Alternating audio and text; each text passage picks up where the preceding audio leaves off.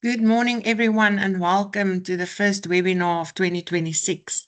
It's wonderful to have our TSD and CEA members and our colleagues from CIFSA and partners joining us today.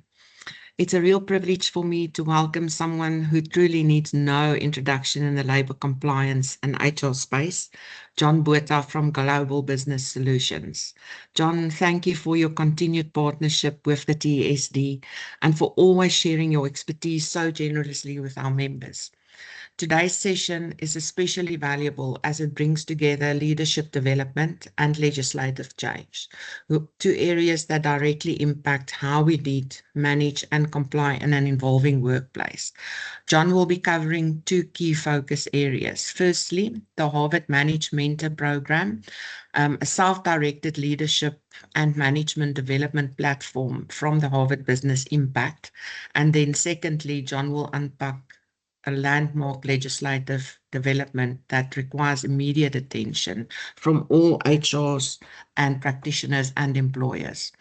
South Africa's Constitutional Court of South Africa has confirmed the equal parental leave for all parents in the matter of Wyk and Others versus the Minister of Employment and Labour.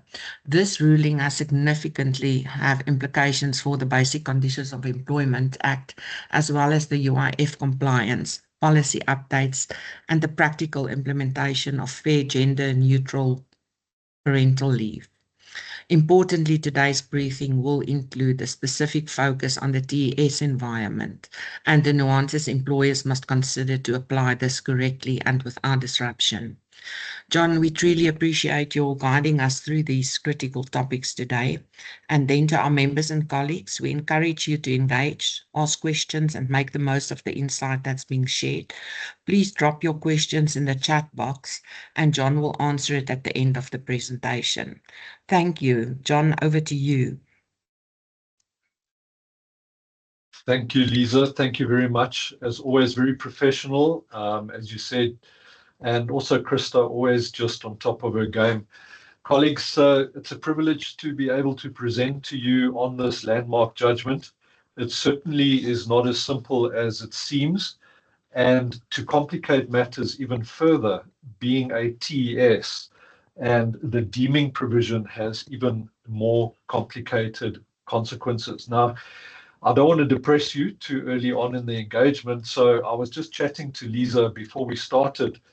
And I was saying there's such a lot of opportunity coming through the pipeline for TESs to position themselves as thought leaders. I mean, effectively, the TES owns the employment relationship. And the employment relationship is underpinned by the entire ambit of labor laws and other laws related to the workplace. You know, the POPI Act, PIA, cybercrimes, and of course, by implication, artificial intelligence, etc. And I was just saying to Lisa, you know, the COIDA Act, Gazette Amendment Act was published last week on Friday. And the COIDA Act, Amended Act, comes into effect literally on the 1st of February.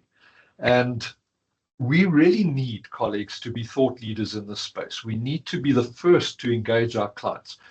On COIDA, on the national minimum wage, which is coming up on the 1st of March. As you know, the national minimum wage is being proposed to increase by 1.5% above CPI. You know, the new code of good practice on dismissal. You know, you're absorbing so much responsibility as a TES. You are having to keep your systems updated. You're busy accruing costings, etc. You need to tell your clients all the things that you do for them, and then also take responsibility for keeping them updated and informed. So as soon as they have a question, guess what? They come to you. Because if they go to someone else and that other person is not aligned to your industry, they're not aligned to your proposition, well, then someone else is going to be sharing a narrative that you don't want. But having said that, we are going to focus today on the parental leave issue. I'm going to do a quick recap of the parental leave provisions. And then, colleagues, as Lisa said, I'm going to delve into the impact of the parental leave judgment on TESs specifically. This particular session, I think, is being recorded, and these slides will be made available to you. So don't stress, don't have to take photos or whatever. You're going to get the deck. And I want you to just get the maximum benefit from this particular webinar. Post your questions in the chat box. I will get back to them at the end. And if there are any follow-ups, then we can take them offline. Well, I don't know about you, colleagues, but at my stage in life, when I look at this particular photo on this opening PowerPoint presentation, and I look at all of these babies, I get really scared, okay? I'm not geared for childcare. I'm going to say that up front. I always really enjoyed my children, but only when they could kick a rugby ball or ride a horse or whatever it is. But before that, it was quite incredible how my travel schedule increased dramatically. But each of us have got a different view of parentage, whether it's your own child born naturally, whether it's commissioning surrogacy or adoption. We all, Lisa, have got different perspectives and different realities. I remember with our kids, you know, we had no support system. So it was literally up to my wife and I to attend to them. The in-laws, the outlaws, the extended family were non-existent. So we really had certain systemic and structural challenges which resulted in some significant decisions that we had to make. And I can only think of parents who adopt, parents who have commissioning surrogates. You know, I'm still having debates with people who seem to believe that traditionally, you know, women should be the primary caregiver. Now, I'm not saying that that's notionally incorrect or correct, but all I'm saying is surely the parents of the child or the parent should have the option to decide, given their circumstances, which response best suits their particular situation. And that's really what gave effect to the particular Van Wyk case that went to the High Court and then ultimately was confirmed by the Constitutional Court. So let's go to a throwback. Let's just take a look at pre-3rd of October. Now, very important, pre-3rd October, the BCEA in Section 25, that is gone, colleagues. When the Constitutional Court made the judgment and issued the judgment and read the new provisions of the BCEA into law, with immediate effect, the new dispensation around parental leave kicked in. So if organizations are still using, you know, what's on the screen, like parental leave, you know, for non-childbearing parents, 10 days, or commissioning parental leave, 10 days or 10 weeks, adoption leave, 10 days or 10 weeks, maternity leave, of course, top left-hand side, 4 consecutive months, which may commence 4 weeks before and may not return for 6 weeks after. Now, this is the historical, you know, position. And ultimately, as you can see, it was very, very steeped in what I would say tradition. It was preempting that the woman is the primary, or the birth mother is the primary caregiver. It was preempting that, well, if you adopt or you have a commissioning parental arrangement, you don't have so much work to do, you know, because you didn't give natural birth to it yourself. So, you know what, you actually taking a shortcut here. So they only gave you 10 weeks if you're the woman, or 10 days if you are the, you know, the male partner, and you got all of 10 days, you know, leave in that regard. And what the Constitutional Court said in the Van Wyk judgment is they said this is nonsense. You know, surely the parents or the parent should be best positioned to determine how to appropriate their particular leave. So, colleagues, the first thing I want to point out, maybe before I go off this slide, you need to change your terminology. There is no such thing anymore as maternity leave. I just want to be clear on that. It is called parental leave. What is different is that parental leave is the umbrella term, And within parental leave, you've got effectively 3 subdivisions. So parental leave can be applied for by the natural parents, the childbearing mother and the partner, or just the childbearing mother if it's a single person. That's one dimension of parental leave. The second dimension of parental leave, of course, is adoption. And the third one is commissioning surrogacy. So what happened with the Van Wyk judgment, as you would well know by now, is Mrs. Van Wyk fell pregnant, and she was or is the owner manager of 2 businesses. And she believed that if she had to engage in the normal childcare responsibilities, her businesses would be put at risk because she didn't have any other options or any other capabilities of people to take charge of those 2 businesses. So Mrs. Van Wyk, as any self-respecting businesswoman would do or business person, went to her husband and told him that he had to go to his employer and ask for at that point maternity leave. Now, can you picture this? Someone like me going to my boss, Johnny Goldberg, and saying, Johnny, I want 4 months maternity leave. Of course, can you imagine what Werner van Wyk's boss must have said to him? I wish I was a fly on the wall, but there's one thing that he must have pointed out. He said, which part of this don't you understand? You can't give birth, so therefore you are not a person entitled to maternity leave. Well, Werner van Wyk was relatively irritated by this decision. I'm sure his wife gave him some horns at home as well about not pushing hard enough, and they decided with a few other parties and interest groups to pursue this off the basis that the BCEA, as it stood, entrenched gender bias and discrimination, and also entrenched traditional stereotypes that had become totally outdated in the modern world in which we find ourselves. And that it was also very narrow because it only recognized natural childbirth.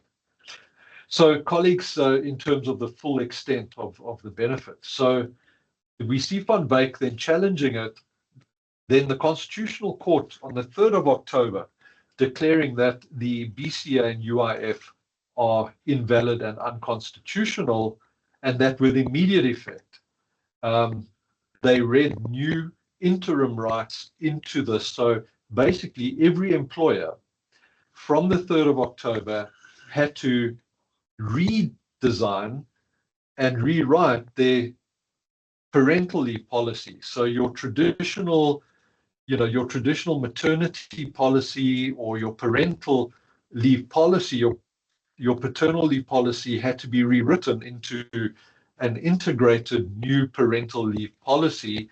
And I emphasize the interim, because, colleagues, the NEDLAC social partners are currently busy rewriting Section 25, 25A, B, and C of the BCEA, and of course the UIF Act. I've had a look at the draft from NEDLAC, from their legal drafting team, and I'm going to share with you at the back end of this what the final result will be, what the final amendments would look like. But for purposes of this point in time, you need to comply with exactly what the Constitutional Court required. And it's a very important issue, and I'll tell you why. Because if you found not to comply with the Constitutional Court judgment in the interim, what happens is it would be, firstly, unfair discrimination, potentially if you don't afford non-childbearing parents, adoptive and commissioning parents the same rights. And secondly, it could also, if you have historically paid for certain parts of maternity leave and you don't extend that payment to adoptive, commissioning, surrogate, and non-childbearing parents, you could also be found guilty of a breach of equal pay for work of equal value under the Employment Equity Act. And as you all know by now, if you found guilty of any form of unfair discrimination, you lose your employment equity certificate. To take it a step further, is as a TES, it's possible that you could even then result in your client losing its certificate. Can you imagine the ramifications of that? The fact that in terms of Section 57 of the Employment Equity Act, that potentially there's joint liability between you and your client. So this is what I was talking about when I introduced this topic. I said, you have to be in front of your clients. You need to have dialogue. You need to collaborate, because these are serious, serious risks. It's a risk on the one hand, but also if the TES can satisfy the client that it's dealing with it fairly, the client will be very, very happy.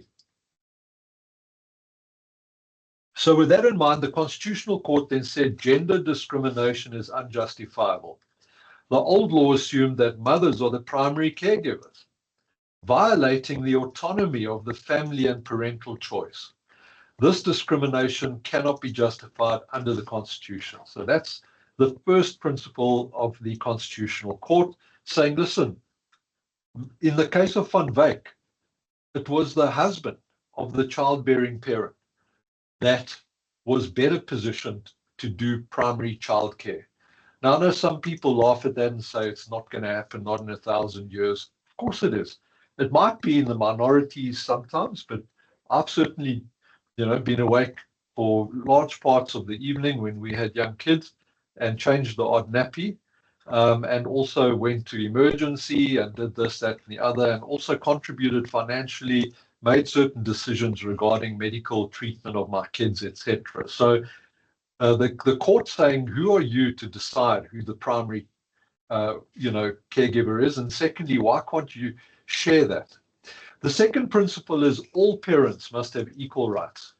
So whether you are the birth parents, as with the Van Wyk couple, whether you are adoptive parents, same-sex parents, or commissioning parents, the point is, whatever leave is available under parental leave, everyone should have access to that. It shouldn't be dependent or conditional upon how the child comes into your ecosystem. Whether you adopt children, you still got family responsibilities, and why should it be any less than a natural birth? Commissioning parents, when the child is born to the commissioning parents, colleagues, those parents hop just like any parent does in respect of that. So the law must treat them equally. Now, the third area I'm going to get into in a bit more detail later on. But what was interesting is during this litigation, the Unemployment Insurance Fund argued to the judges in the Constitutional Court that the UIF fund, the actual money in UIF, would not be sufficient potentially to cover extending UIF for example, 4 months to non-childbearing parents, 4 months to adoptive parents, 4 months of claims to commissioning surrogate parents. The UIF told the judges in the Constitutional Court, we're going to exhaust the funds very quickly. So the judges then said, listen, we actually don't care. The first thing is you cannot unfairly discriminate. That is a constitutional right. How you, as the UIF, go and address the financial impact is your problem. So effectively, the Constitutional Court then said to UIF, either you go back to your contributors and you increase the 1% employer and 1% employee contribution, or you take your existing 1% and you just slice and dice it into smaller units. So very important, I'm emphasizing that because either your company is a TES or your clients, and I want to just emphasize, or your clients are in many instances paying childbearing parents for maternity leave. So many companies have got a 50%, 75%, whatever, where historically childbearing employees were paid during maternity leave. This judgment now says if you only pay the childbearing employer, not the adoptive parent or not the commissioning surrogate parent or not the non-childbearing parent, but you keep paying the actual childbearing mother under the maternity leave guise, that's going to be unfair discrimination. And I want to just flag that because, and I'm going to ask you the question now, and I'll come back to it at the end. How many of you have gone to your clients? Let's say Woolworths is your client. How many of you have gone to the HR director of Woolworths and said, listen, what is your parental leave policy? And if Woolworths say to you that they pay 6 months at 75%, whilst any of these parents are on parental leave, how are you going to respond as a TS where you are potentially placing assignees that are there for longer than 3 months and under the threshold? Because in principle, equal treatment should apply. So your particular TS assignee that you place with Woolworths, after 3 months, if they earn below the threshold, should potentially also get paid then for up to 6 months in respect of that 50 or 75%. Colleagues, this is the discussion that needs to be held. Now, it doesn't mean it's the end of the world. We need to find ways to address this in a manner that is innovative, still within the boundaries of law, and that meets our clients' requirements. But what you don't want is suddenly that employee who you placed with Woolworths to refer a matter to the Labour Court to demonstrate equal pay for work of equal value and unfair discrimination, and next minute you find yourself without your EE certificate of compliance and your client loses their certificate of compliance as well. So I hope that's grabbed your attention and that you are starting to think now about how do you position yourself in this context, because many of your clients are already telling you you can't bill them up front for sick leave because you only pay on occurrence. Many of your clients are saying you can't invoice us up front for paid public holidays. You invoice us on occurrence. Clients are asking questions about how you calculate annual leave, how you calculate all of these provisions in your costings. And of course, now here is yet another matter to be discussed with potentially significant financial implications. So the new legal framework that the Constitutional Court has pronounced, in this diagram, you can see it says that all employees who become parents are entitled to equal leave, regardless of gender, regardless of whether the child was born to the parent, regardless of whether it's commissioning surrogacy, regardless of whether it's adoption. And just on adoption, for now, the Constitutional Court said we can still stick to adoption of 2 years or less of age, but I can tell you now that that is probably going to increase to 6 years. So, the point is, this is what the Constitutional Court said, and all of these scenarios should have access to the statutory requirements in respect of what we now call parental leave. So let's have a quick look. I've got this and then a quick flow diagram to make it a bit easier.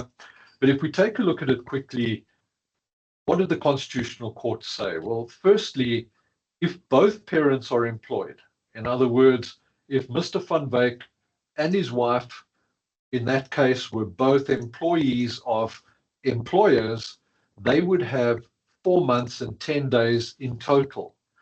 A 4-month and 10-day window in order to use that for parental leave. And they could then decide to divide that between themselves as they wished, as long as it didn't exceed a total of 4 months and 10 days. Now, obviously, Mrs. van Wyk is the childbearing parent. So if that childbearing parent is the employee or employed, 4 weeks before and 6 weeks after, they shouldn't work. So that 10-week period, if for childbearing mothers, that 10 weeks is absolutely got to go to the childbearing person. But outside of the 10 weeks, the remaining period, 4 months and 10 days less 10 weeks, that remaining period can then be split between the parents who've obviously been party to giving birth to that particular child. In adoptive parents and commissioning surrogates, of course, there's no 4 weeks before and 6 weeks after. So those parents can choose how to divide that 4 months and 10 days between themselves. If, however, colleagues, there's only a single employed parent, and that was my case. When we had our kids, I was the only employed parent. My wife, we made a decision that she would, invest her time and her life, and she loved that. I mean, she's not been a career person. She always wanted to focus on raising a family, and she said, well, she will focus on the childcare aspect. So in our environment now, let's say she fell pregnant now. So I'm the only employed parent. She's unemployed. Can you believe it? I, as the non-childbearing parent, can go to Johnny Goldberg and say, Johnny, I want 4 months parental leave. And he's going to say, but John, your wife's unemployed. She's sitting on her blessed assurance at home. She should be doing childcare. And I'm going to say to him, Johnny, the Constitutional Court specifically said, you can't use those stereotypes. You don't know our situation. In our environment, we don't have a support system. She's suffering from postnatal depression, for example. The child has got some medical condition like colic. I promise you, if ever you have a child, just pray to God not to give them colic, because you're not going to sleep for 9 months, okay? So that's just besides the point, and a little bit of advice from someone who was sleep deprived for a hell of a long time. But the point is, I can then take 4 months and go on parental leave. The same thing for parents who are party to commissioning surrogacy and adoption leave. And then, of course, as I said, for birthing mothers, there's that 4 weeks before and 6 weeks after. Just for interest's sake, sometimes there's a debate around the wording. The provision is, the wording in the Act and in the Constitutional Court is, birthing mothers should not work 4 weeks before. They, it's not an absolute prohibition, but they're saying, they may commence maternity leave or parental leave rather 4 weeks before the date of birth. May commence means you may, but it also means if you want to carry on working, you can work, but you should have a medical certificate. But the 6 weeks after, the wording is must. They must not work for 6 weeks after unless there's a medical certificate. So colleagues, if you look at it from a diagrammatic point of view, you can see over here, this is the process flow. And I'll show you a little application that we built later on to help us in this interim period. But on the far left, you start there and you say, okay, John has come to me. He says his wife, Michelle, is going to have a child, right? So there we are. There are the 3 scenarios. I'm in the child is born scenario. The next thing that I've got to prove to my employer is that I, as John, are deemed or is deemed as a party to the parental relationship. Now, a lot of people miss this step, colleagues. This is a ticket to the game, because the employee, John, who's asking for this parental leave, has to satisfy Global Business Solutions that John is, in fact, defined as a parent under the Children's Act. So there are very specific indicators of parentage. Some are very obvious. The birth certificate shows the biological parents. The commissioning surrogacy agreement identifies the parties, but sometimes it's not that clear. Sometimes there are informal relationships, sometimes there are disputes, sometimes there are challenges. So there are other indicators that can also indicate being a party to a parental relationship. So that's the ticket to the game. If an employee can't prove that, well, then they don't get parental leave, full stop. Right, the next step. The question is it one parent or a single parent employed or 2 employed parents? So in my example, I said, I'm the employed parent, my wife doesn't work, so I would work down this channel over here. 1 parent, I've got to give Global Business Solutions 4 weeks written notice. Now, I came across a company who sent me their parental policy yesterday. They had 10 days written notice And I said to them, you really need to change that because the law has given you 4 weeks unless there are extenuating circumstances. So rather stick with 4 weeks written notice unless it cannot be reasonably required, like premature birth, for example, and what have you. Once I've given my employer notice, then as a single parent, I get up to 4 months parental leave, right? So effectively, then I would have to go right to the bottom and go to Global Business Solutions and give them a medical certificate saying Michelle Botha is pregnant, her due date is, I don't know, the 1st of September, etc., etc. Or if it's an adoption, I would give a court order or a surrogacy agreement that has been approved by court. So colleagues, if it's 2 parents, of course, then you need the employee to give you either an affidavit, but preferably a separate proof from the other employer of how many days the other parent's going to take.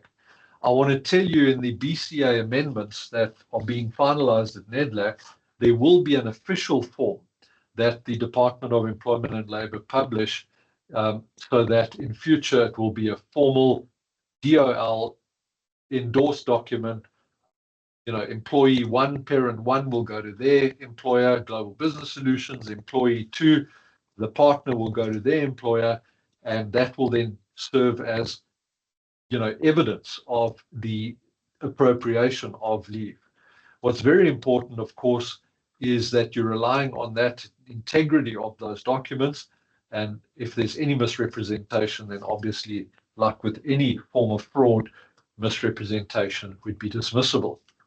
So there's the process flow for the interim.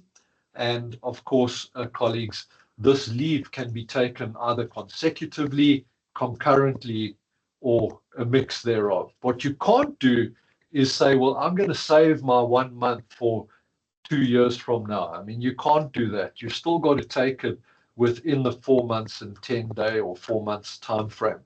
But within that, both parents can take leave at the same time, consecutively, concurrently, or a combination. But the window cannot exceed the 4 months and 10 days. So you can't bank it and hold it over for next year or whatever the case may be.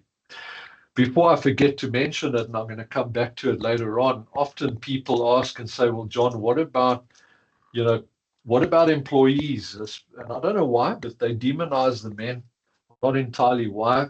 They say, what if a male employee has got 3 partners and he gets all 3 of them, they fall pregnant in the same year. And let's say their timing is so amazing that they fall pregnant in a synchronized way that this male employee can potentially take an entire year. Well, I want to say a few things about that. The first thing is that the chances of that happening, I think, are fairly scarce, but I suppose it could happen. The second issue is that, remember, colleagues, if minimum law applies, that employee doesn't get paid by the company. They get paid by UIF. So unless they've got a big savings account, they're going to be not unemployed, but they're not going to be earning an income for at least, that period of time that they take off. And then thirdly, just a little bit of a tip for you, in the amendments to the BCEA, they are probably going to limit the number of occasions to 1 occasion a year.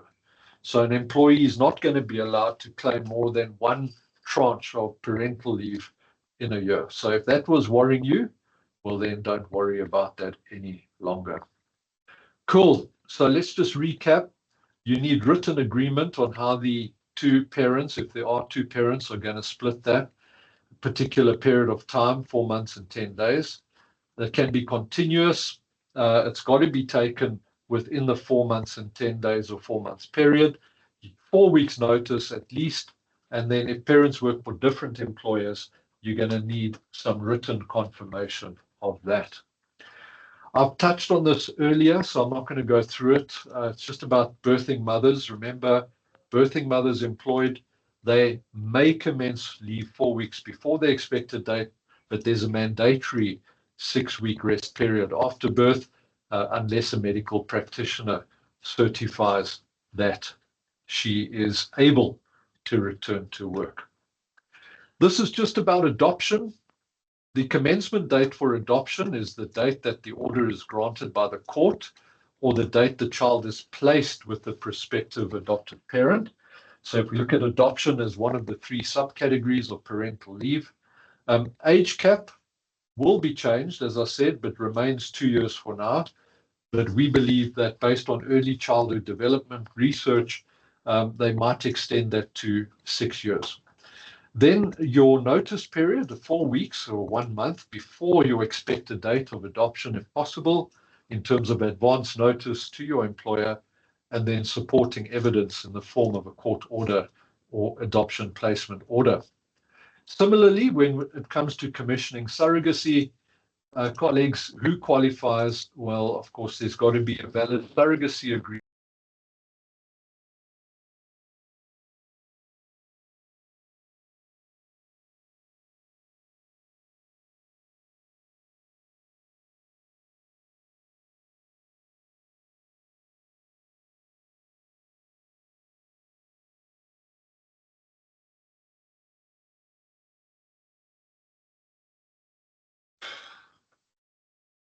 Hi, everybody. I'm back.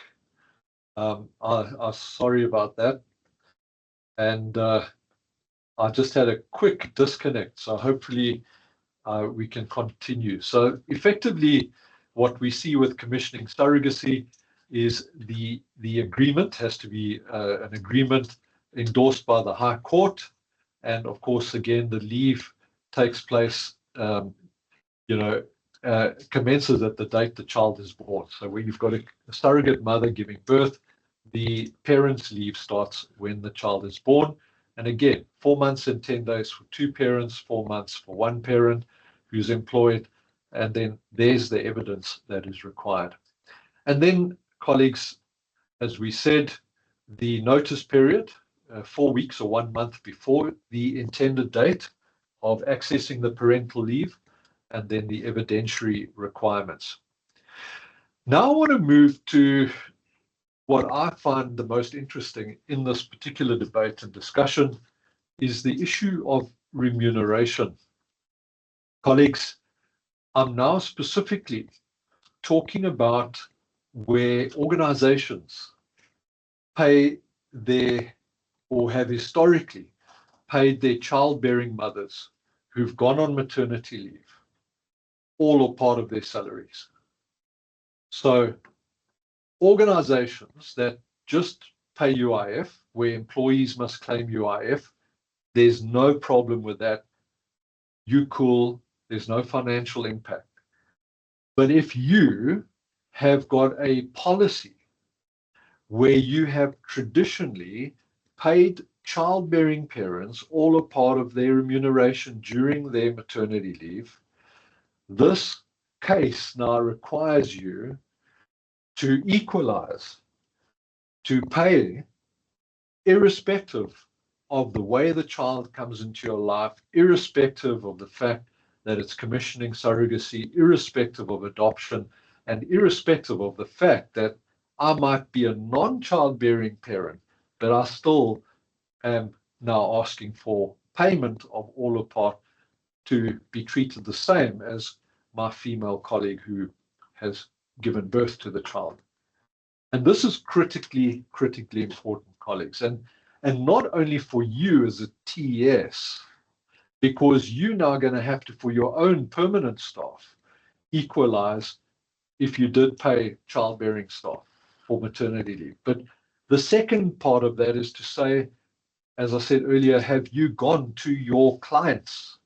Have you asked your clients for their parental leave policies to ascertain if they pay any part of parental leave for their employees? Because remember, colleagues, Section 198, capital A of the Labor Relations Act, read together with Section 57, subsection 2, I think it is, 1 or 2, of Section 57 of the Employment Equity Act, basically says that after 3 months, people earning below the threshold should be treated on the whole not less favorably.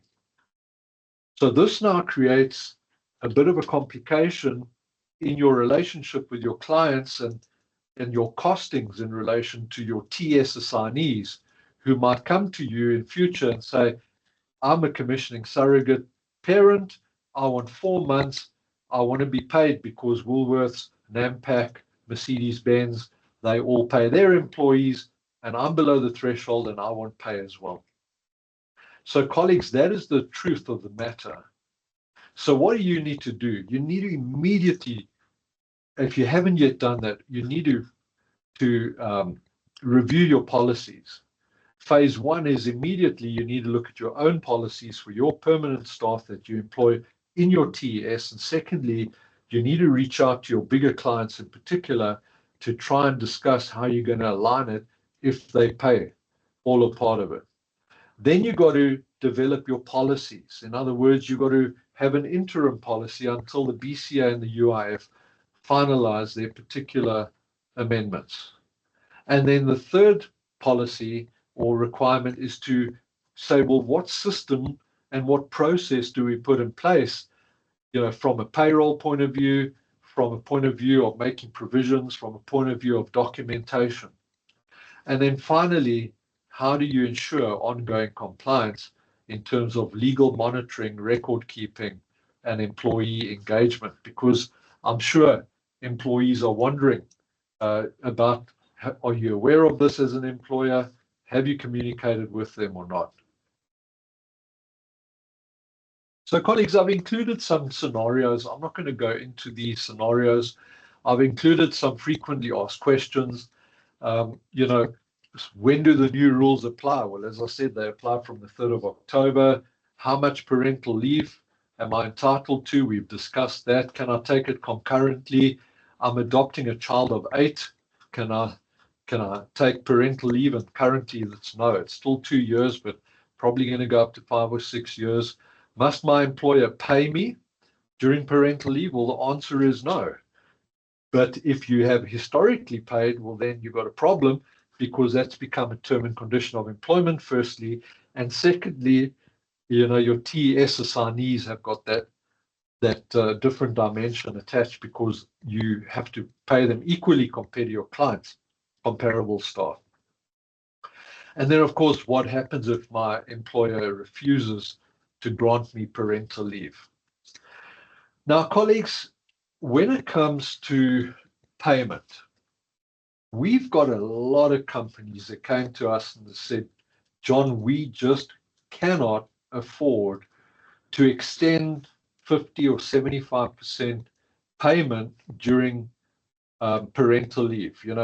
We used to do it for childbearing parents. We cannot extend that to non-childbearing parents, adoptive and commissioning surrogates.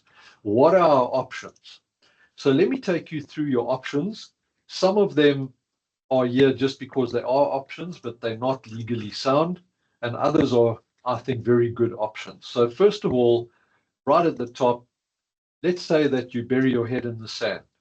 You say, we're not going to do anything. We're still just going to pay our female employees who are childbearing.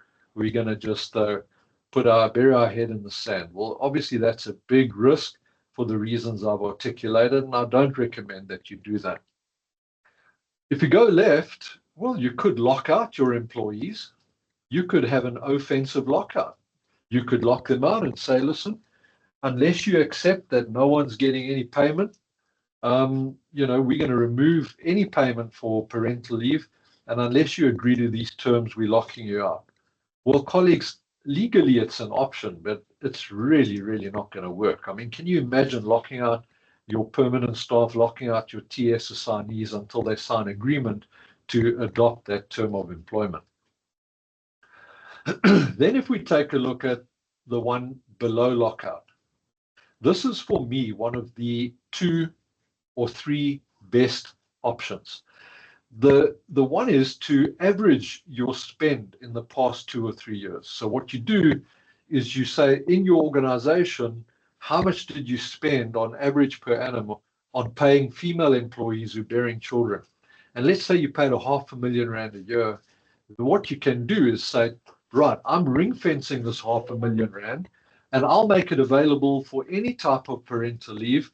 But once the R500,000 is exhausted, well, then it's UIF only. There's nothing wrong with that, colleagues, but you need to communicate that and you need to apply it. That's effectively what the Court also told the Department of Labor regarding UIF. They said, listen, if you can't increase UIF, then, take what you used to spend and just appropriate that in smaller amounts. On the right-hand side, ring-fence current employees and remove the benefit for future employees. So what you could do is say, up until the 3rd of October, current employees can then all benefit now from paid parental leave, not only childbearing mothers, but all new employees with you as a TES will forfeit that. Or you could do a full Section 189 consult. So you could go through a 189, demonstrate the rationale underpinning the fact that you're proposing to remove any payment over and above UIF, consult, get submissions, and if staff don't accept it, you retrench them. And then the final one would be to unilaterally revoke any pre-existing benefits, which obviously would be an unfair labor practice. So in my mind, the three options are averaging, ring fencing, or then using Section 189 in order to change the terms and conditions of employment or to limit the spend to what was previously discussed. So what are likely to be the final outcomes of the BCEA amendments at NEDLAC? Well, the first one, as I mentioned, it's very likely the adoption age will be at 6 years and below, not 2 years, but for now it sticks at 2. 1 instance per annum. So if you do have multiple partners, you're only going to crack the nod for 1 set of claims under UIF. The third one is a specific form the Department of Employment and Labor are developing to give you a formal official document that if there are 2 employed parents, they both get that to their respective employers to sign off. And then the fourth one is interesting because let's say there's an acrimonious relationship between the 2 parents. So let's say, 2 parents had a child or adopted or whatever, and they just can't agree on the split.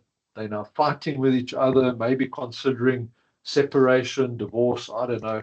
If they cannot agree on the split of the 4 months and 10 days, it looks like the BCEA is going to give the balance of benefit to the female employee, the childbearing mother, to give that person the greatest say.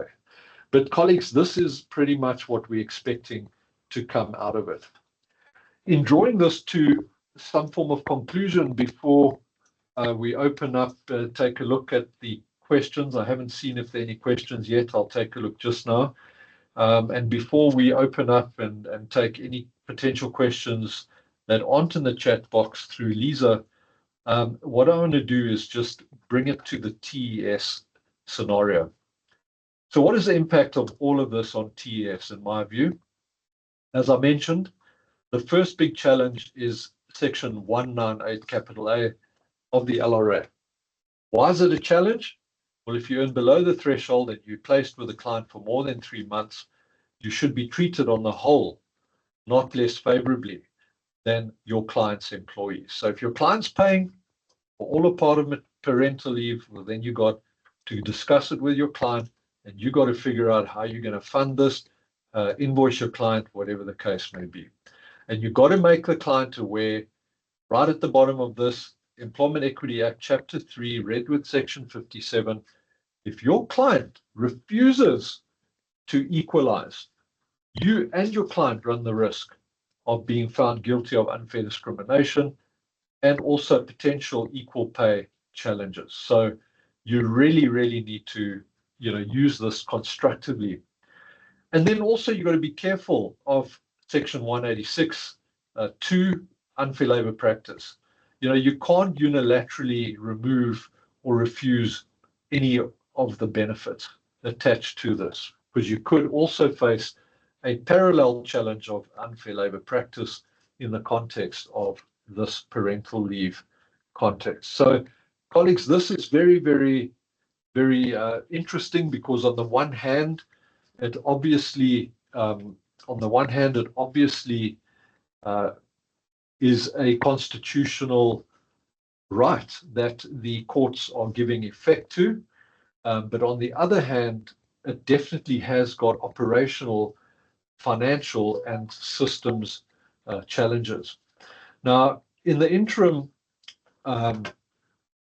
you need to decide how you're going to administer this until the BCEA and the UIF has been finalized. So I'm just going to give you an example of being creative and how you could potentially manage parental leave in the interim until you adjust your systems or you look at whatever options are available. So I'm going to quickly share my screen and give you an example of just being creative in terms of administering this. So here's a little HTML file which my colleague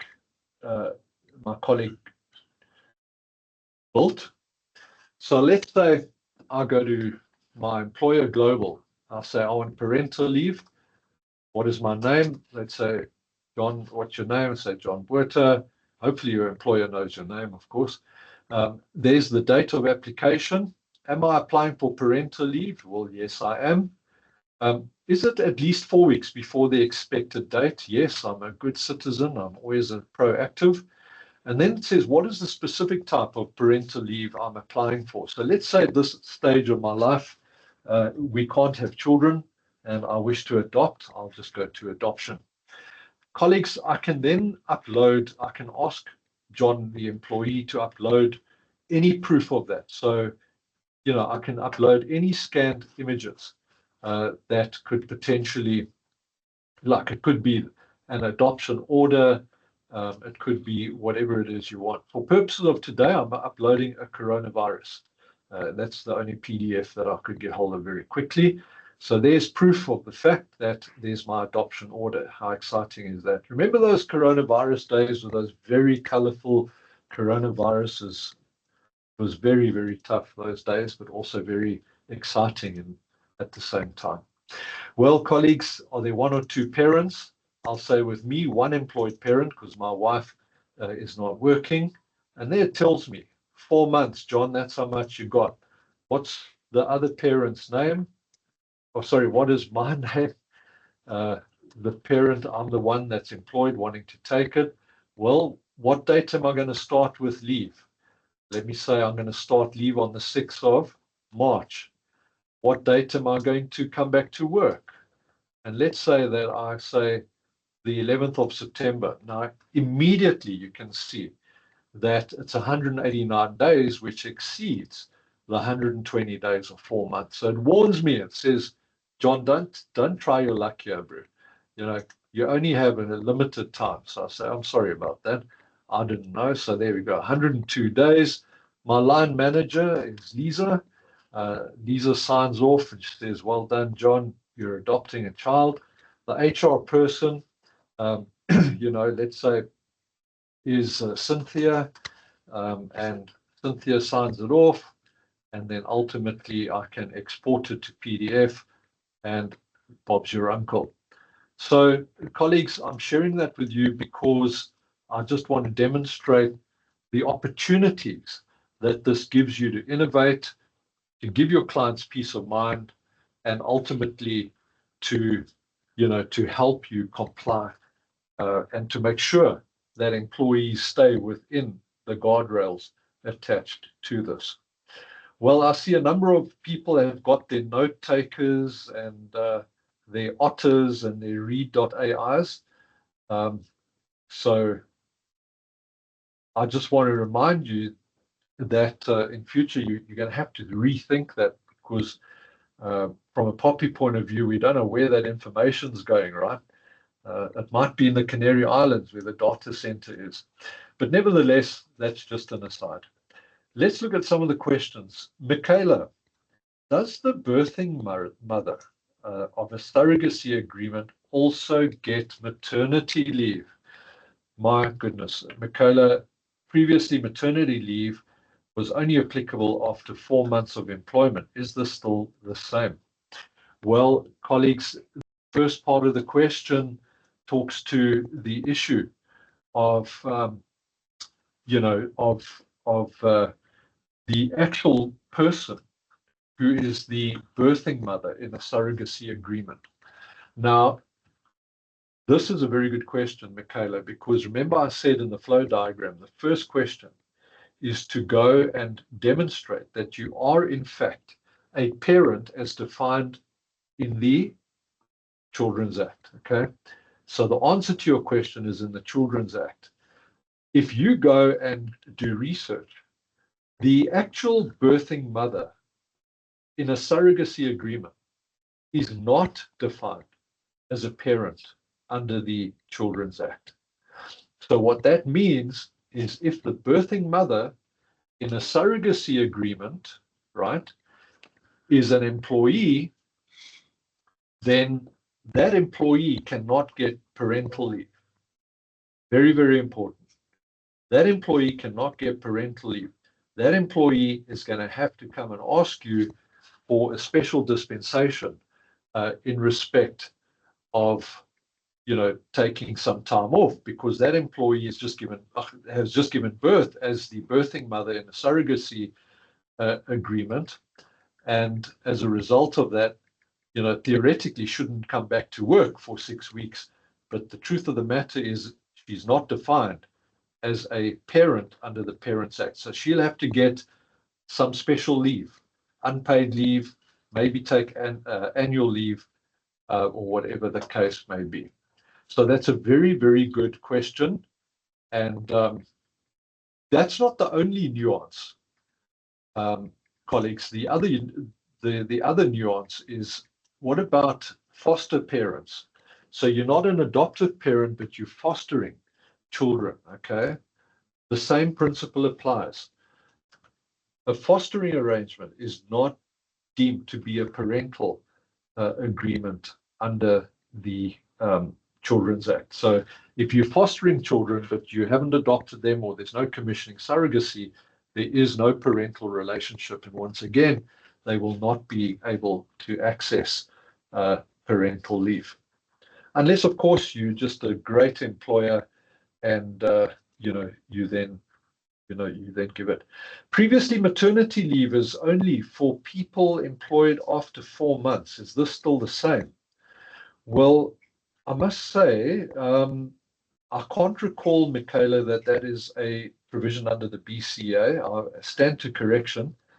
I think it was just family responsibility leave that required you to be employed for 4 months before you could take your 3 days family responsibility leave. Remember, family responsibility leave no longer addresses birth of a child. It only addresses when a child is sick or an immediate family member dies.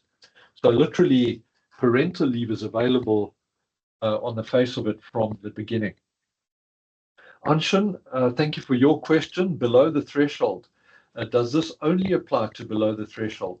No, it applies to everyone, Anshin, but what I'm saying is if you're a temporary employment service and you're placing temporary workers with a client, remember after 3 months, if they earn below the threshold, they are entitled to the same benefits and the same treatment, similar treatment to that of the client. So that the reason I'm referring to below the threshold is mainly to say it's got to do with equalizing, effectively equalizing equal pay for work of equal value for your TS assignees. If your assignees earn above the threshold, well, then they're not directly, they're not directly entitled to equal pay for work of equal value under Section 198, capital A. Zenzo, great to see you. If the childbearing person is employed, what leave does she get after the birth, if any, considering she's not a parent for the purposes of this exercise? I think we've covered that, Zenzo, in Michaela's early question. So colleagues, very interesting area of law, and a very, very indicative principle in terms of what's coming down the track. Lisa, I mean, the truth of the matter, we've also seen other judgments, Lisa, around surnames. We saw the Constitutional Court at the end of last year also saying, well, if a woman can adopt the husband's or the other partner's surname, well, why can't the other partner adopt the female partner's surname? So that's been changed. And all these traditional stereotypes are being challenged. Cannabis, Johnny Goldberg and Tembi and I are writing a book and about our life stories and our leadership journeys. And I remember in Ladysmith, where I grew up, if there were people who smoked, a Zol or a reefer, they were demonized, and people who took cannabis were demonized in Ladysmith, where I grew up. And of course, now, Lisa, we can grow it, consume it, ingest it in private, as long as it doesn't impact our ability to work. So times are changing. And Lisa, I'm going to hand back to you. Thank you. Thank you for that, John. I've got a big smile because I'm a picture person. So the scenario you described just now drawn a picture to mind. We've got one last question in the chat box from Tabu. It was actually in the Q&A. He says, what happens in a situation where both parents agree that only the mother should take parental leave? Would that not be perceived as discrimination? Do you need the agreement to be in writing to protect the employer? Yes, that's a very good question. And the answer is yes, get it in writing.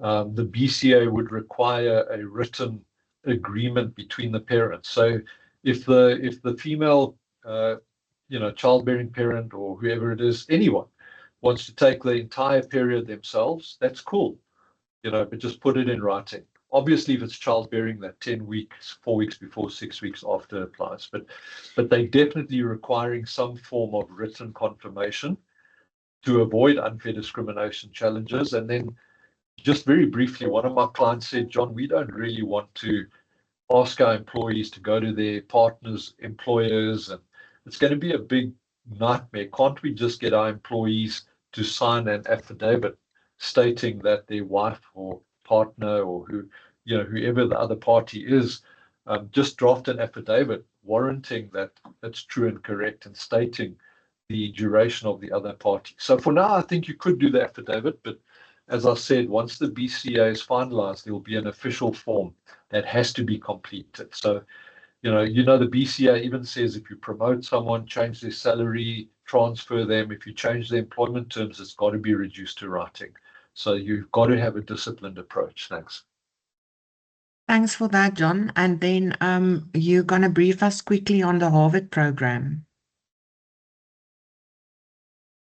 Yes, thank you very much, colleagues. And yes, the presentation will be shared by Krista and the colleagues. So very, very, very important. I see David has just at boardroom appointments. Great to see you guys online. You mentioned that those below the threshold should get equal treatment as the client's policy, yet above above threshold would go to UIF. Have I got this correct to a point, unless it is having to align our own policy? So David, yes, Section 198 capital A, as you know, only extends equal treatment to below the threshold TS assignees. So in terms of any claims under 198, you'd be very safe if you don't extend the client's benefits to your above the threshold employees. There's a small possibility that above the threshold employees could potentially use Section 57 of the Employment Equity Act and try and launch some form of discrimination claim where it says in Section 57, if the TS acts on a discriminatory instruction of a client, both can be held jointly liable. But it's a very technical legal issue, David. So if you want to take that offline, I'm happy to discuss that with you in more detail. So colleagues, as you see, the world is changing very, very rapidly. And what we are finding is as we introduce artificial intelligence into our organizations, As we go into the world of of continuous change, more often we're approaching the fifth industrial revolution. The truth of the matter, colleagues, is that some people are getting left behind.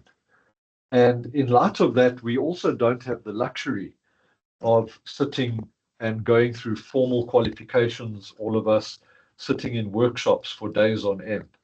So what we have done as global, and I know this is a little bit of oversharing potentially, but we have become partners with Harvard in bringing a package of training modules together to South Africa and to offer this on behalf of Harvard Business Impact. Now, this is called the Harvard Manage Mentor, and this is an unbelievable proposition. It has got the academic excellence that only Harvard can bring, and it's also self-learning, online self-directed learning embedded with artificial intelligence. So, for example, when you're doing assessments, if it picks up that you're battling on, let's say, digital intelligence, it will push more information in your direction.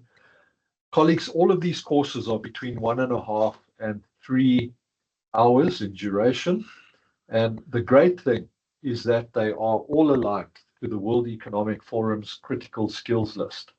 So, as you know, the fastest growing skills you'll see on this slide, it doesn't say how to chair a disciplinary inquiry is a top skill, because quite frankly, there'll be a robot doing that already. 60-70% done by a robot in many companies. The second thing you won't see in here, for example, how to deal with parental leave in your clients. No, what's more important is how to respond to the world that's changing. So how do you think creatively? How do you use technology to draft this parental leave form? How do you do data analytics?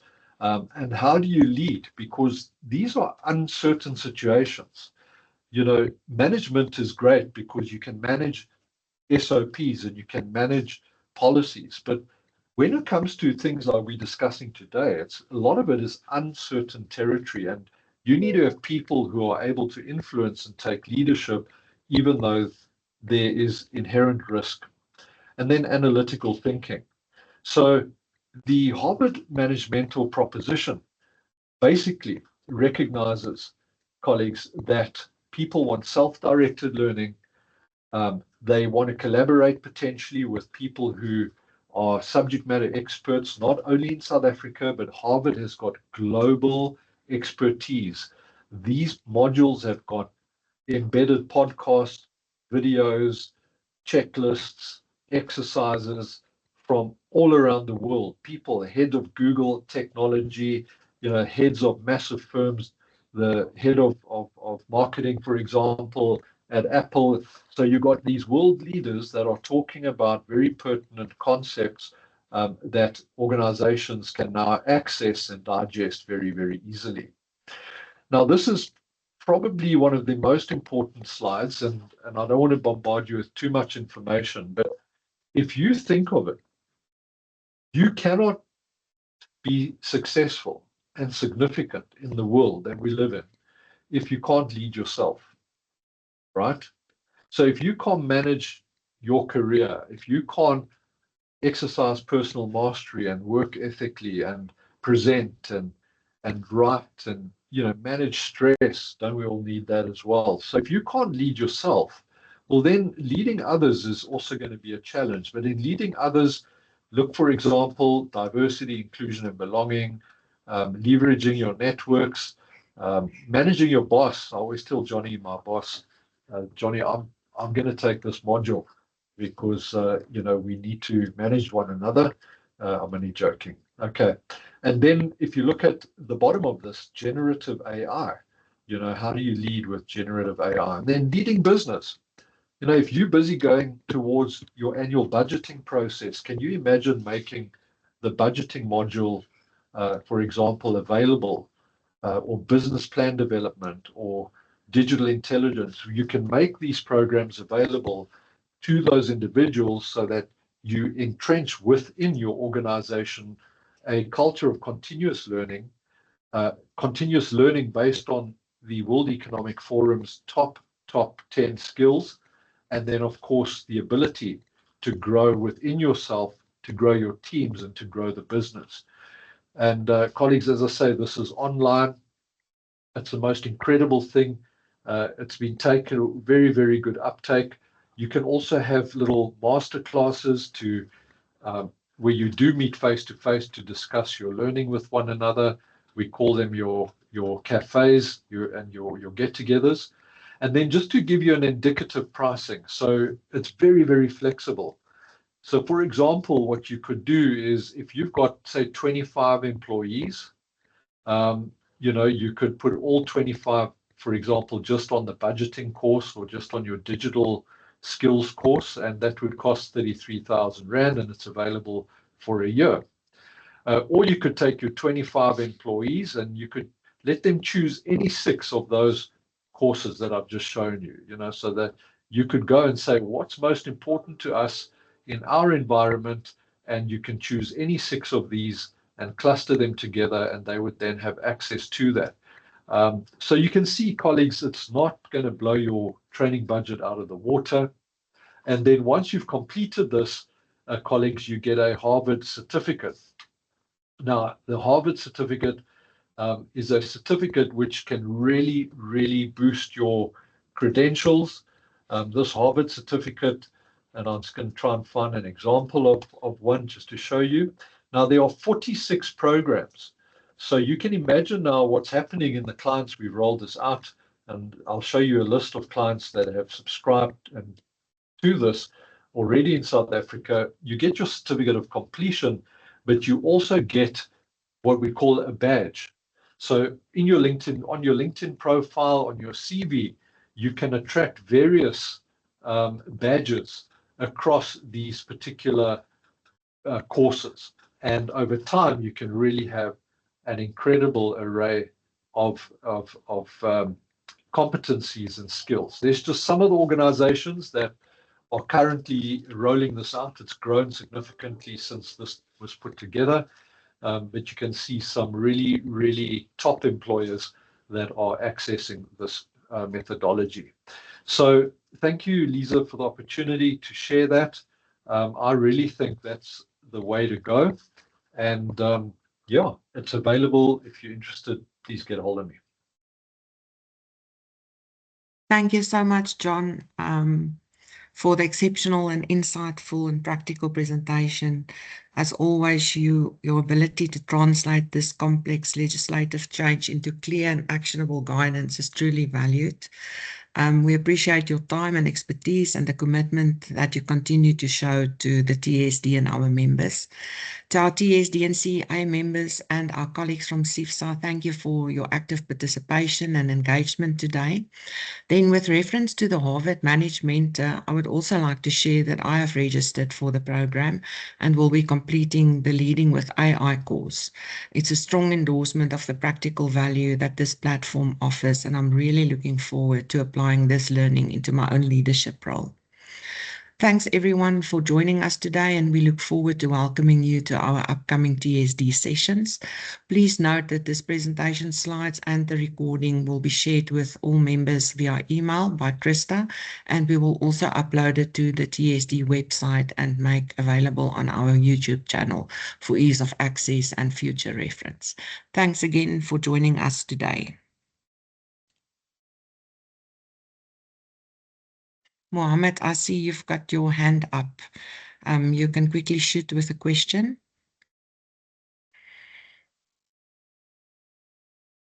As apologies, it was just a mistake. I meant to use the other icon. Okay, no problem.